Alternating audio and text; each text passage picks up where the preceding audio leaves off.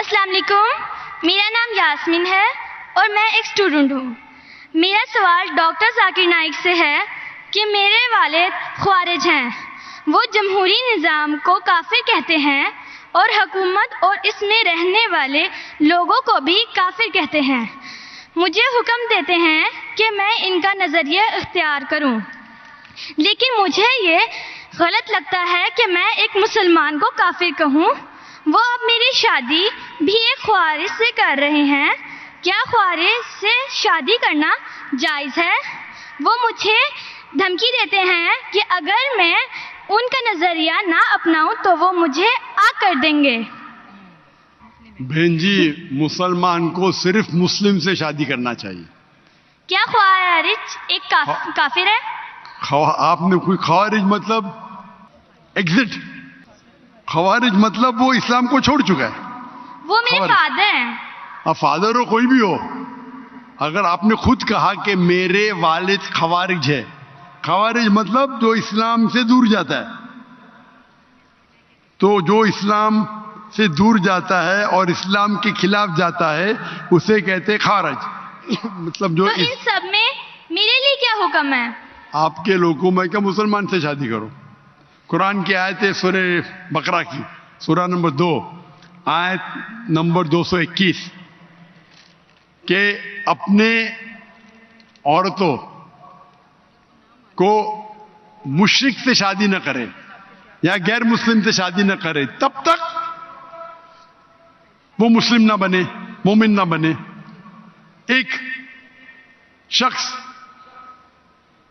جو سلیو ہو، کتنا بھی غریب ہو، وہ بہتر ہے اس شخص سے، اس مشرک سے، اس غیر مسلم سے، چاہے وہ کتنا بھی آپ کو متاثر کرے۔ اور پھر آیت کنٹینیو ہوتی ہے کہ آپ کوئی مشرکہ سے شادی نہ کرے جب تک وہ مومنہ نہ بنے۔ تو اسلام میں صاف کہا گیا ہے کہ آپ ایک مسلم سے شادی کرنا چاہیے۔ تو قرآن میں یہ بھی تو لکھا ہے کہ جو ایک انسان کا ولی ہوتا ہے، اور اگر وہ یہ بات نہ مانے کہ میں ایک مسلمان سے شادی کروں تو اس معاملے میں کیا کروں؟ بہن جی، یہ قرآن میں نہیں لکھا، حدیث میں لکھا ہے۔ حدیث میں لکھا ہے کہ شادی کرنے کے لیے خاتون کو، عورت کو ولی کی ضرورت ہے، اور ولی والد ہے۔ لیکن اس میں اختلاف ہے، حنفی مذہب میں یہ ضروری نہیں، فرض نہیں ہے۔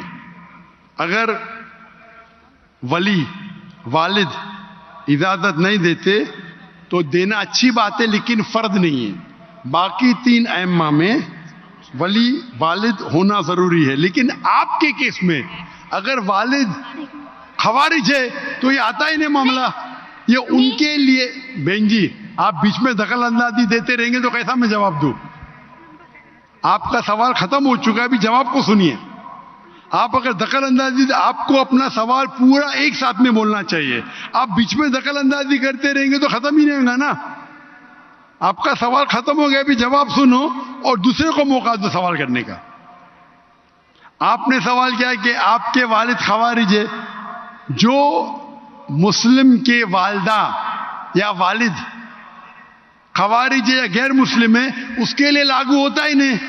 اگر آپ کے والد غیر مسلم ہیں یا خوارج ہے تو آپ پہ یہ حدیث لاگو ہی نہیں ہوتی ہے۔ پھر آپ کو آپ کا ولی دوسرا کوئی مسلمان بن سکتا ہے، چاہے آپ کا چاچا ہو، چاہے دوسرا کوئی قریب ہو، لیکن یہ جو فرد ہے اس کے اندر فقہ میں اختلاف ہے۔ حنفی مذہب کے حساب سے اچھی بات ہے کہ ولی سے کرو، لیکن فرض نہیں ہے۔ اگر والد اس شادی کے ساتھ رضا نہیں ہے پھر بھی شادی ہو جاتی ہے۔ باقی 3 ائمہ کے نزدیک والد کی رضامندی جو ولی ہے وہ فرض ہے، لیکن آپ کے کیس میں یہ لاگو ہی نہیں ہوتا ہے۔ آپ نے جب کہہ دیا کہ آپ کے والد خوارج ہے تو اس میں لاگو ہی نہیں ہوتا یہ۔ آپ کو قرآن اور حدیث فالو کرنا چاہیے۔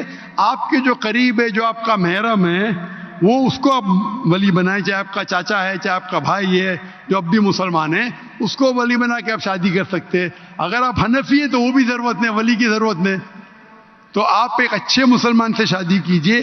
اللہ کے رسول فرماتے کہ شادی کرنے کے لیے 4 چیز دیکھتا ہے انسان۔